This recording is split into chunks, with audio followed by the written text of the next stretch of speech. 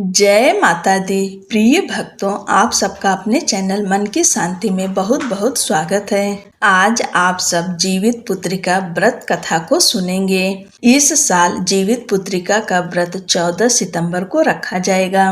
हर साल आश्विन मास के कृष्ण पक्ष की अष्टमी तिथि को यह व्रत किया जाता है। जीवित पुत्रिका व्रत को जीतिया या जूतिया के नाम से भी जाना जाता है। सुहागन स्त्रियां इस दिन निर्जला उपवास करती हैं और माताएं अपनी संतान की लंबी उम्र और अच्छे स्वास्थ्य के लिए इस व्रत को रखती हैं। मान्यता है कि इस व्रत को करने से संतान की लंबी उम्र होती है और इस व्रत को वंश वृद्धि के लिए बहुत कारगर माना जाता है। कहते हैं कि जो स्त्रियां अपने संतान के लिए जीवित पुत्रिका का व्रत करती हैं, उनकी संतान को चारों ओर से यश की प्राप्ति होती है। आप सभी को जीवित पुत्रिका व्रत की ढेर सारी शुभकामनाएं। पहली कथा महाभारत काल से जुड़ी हुई है। पहले इसे सुनिए, उसके बाद में चील सियारिन की कथा सुनेंगे। इस दिन यह कथा सुनना बहुत ही शुभ होता है। आप व्रत रखती हैं तो भी, नहीं रखती हैं तब भी आज के दिन जीवित पुत्रिका व्रत कथा अवश्य सुनना चाहिए। जीवित पुत्रिका व्रत की कथा महाभारत काल से जुड़ी हुई है।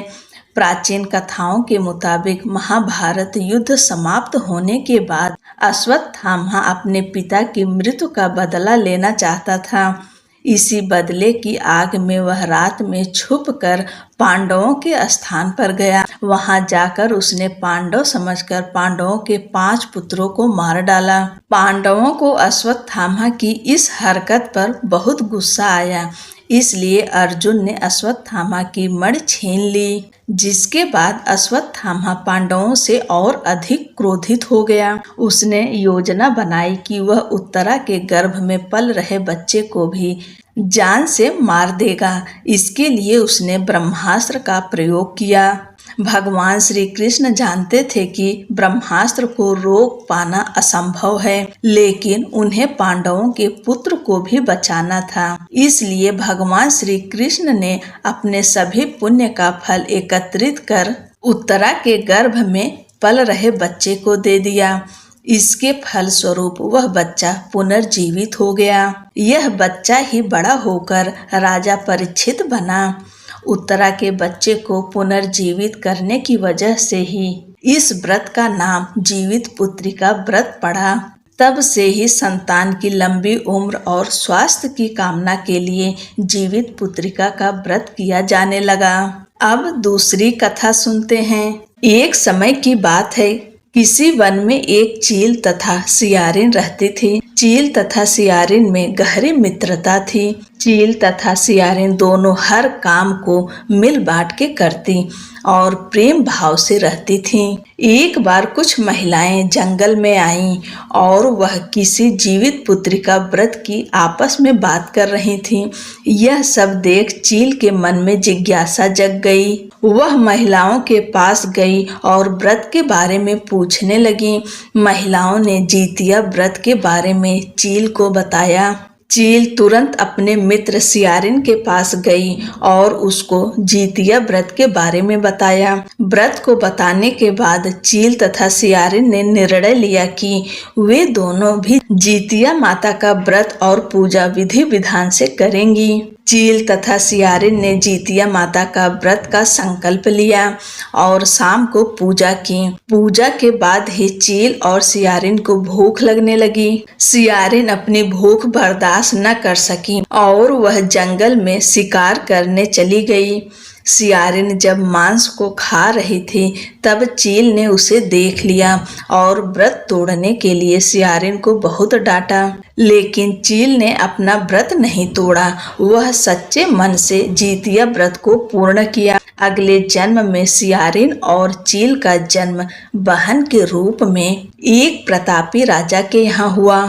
सियारिन का विवाह एक राजकुमार से हुआ तथा चील का विवाह राज्य मंत्री के पुत्र से हुआ। कुछ समय बीता तो सियारिन ने एक पुत्र को जन्म दिया।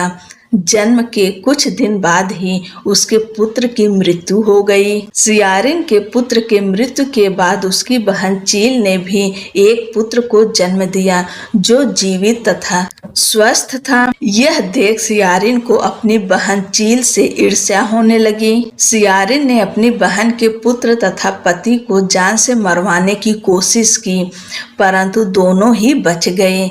एक दिन देवी माँ सियारिन के स्वप्न में आई और उन्होंने सियारिन से कहा, यह तुम्हारे पूर्व जन्म के कर्म का फल है। अगर तुम इसे ठीक करना चाहती हो तो माँ जीतिया की व्रत और उपासना करो। प्रातः काल उठकर स्वप्न के बारे में सियारिन ने अपने पति को बताया।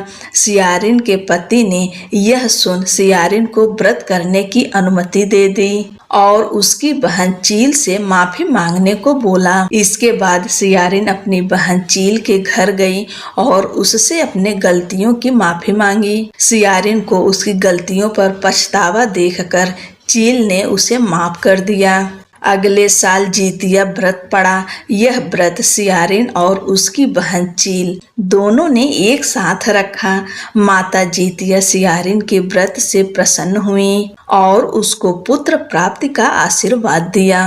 कुछ दिनों बाद ही सियारिन ने एक सुंदर बालक को जन्म दिया।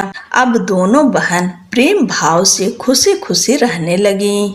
बोलो जीतिया माता की जय। भगवान जीमूत वाहन की जय।